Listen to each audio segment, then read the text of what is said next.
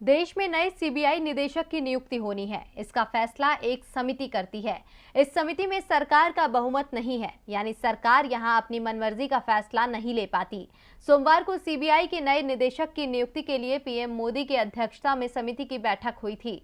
PM ने बैठक में 3 नाम सामने रखे, जिनमें से एक नाम सरकार के चहेते अफसर का भी था, जिसे सरकार सीबीआई प्रमुख बनाना चाहती थी। लेकिन चीफ जस्टिस एनवी रमन्ना ने मोदी सरकार की योजना को फेल कर दिया। तो क्यों सीबीआई ने जताई मोदी सरकार के चहेते अफसर के नाम पर आपत्ति? देखिए ये रिपोर्ट। मोदी सरकार के बेहद करीबी माने जाने वाले राकेश अस्थाना का नाम अब सीबीआई चीफ बनने की लिस्ट से बाहर हो गया है। राकेश अस्थाना पहले भी सीबीआई में काम कर चुके हैं। राकेश अस्थाना की मोदी सरकार से करीबी को इसी बात से समझा जा सकता है कि उनके लिए सीबीआई में विशेष निदेशक का पद बनाया गया था, जहां उनकी नियुक्ति की गई थी। राकेश अस्थाना की नियुक्ति से पहले सीबीआई में इस तरह का कोई पद नहीं था।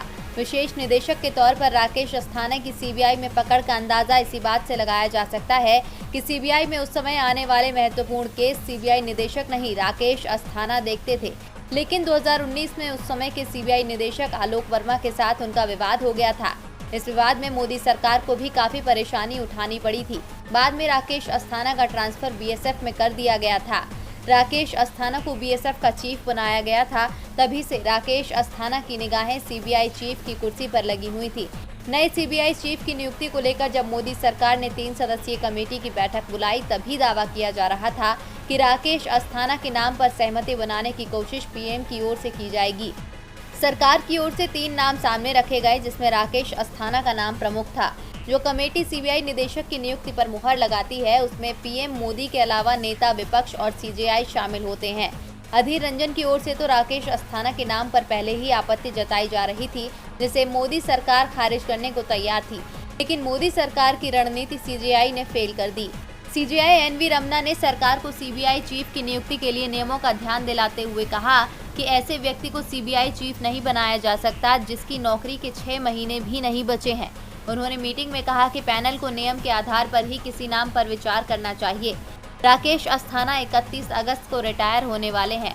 सीजेआई की बात का अधीर रंजन ने भी समर्थन किया और राकेश अस्थाना का नाम खारिज हो गया। सिर्फ अस्थाना ही सीबीआई प्रमुख की दौड़ से बाहर नहीं हुए, बल्कि मोदी सरकार के दूसरे चहेते अधिकारी वाईसी मोदी भी इसी कारण दौड़ से बाहर हो गए।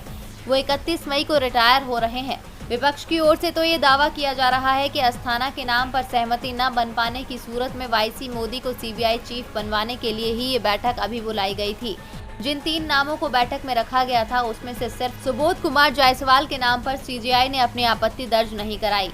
अब ऐसे में उनका नाम सबसे आगे माना जा रहा है, लेकिन अभी सरकार की ओर से सहमति नहीं दी गई है।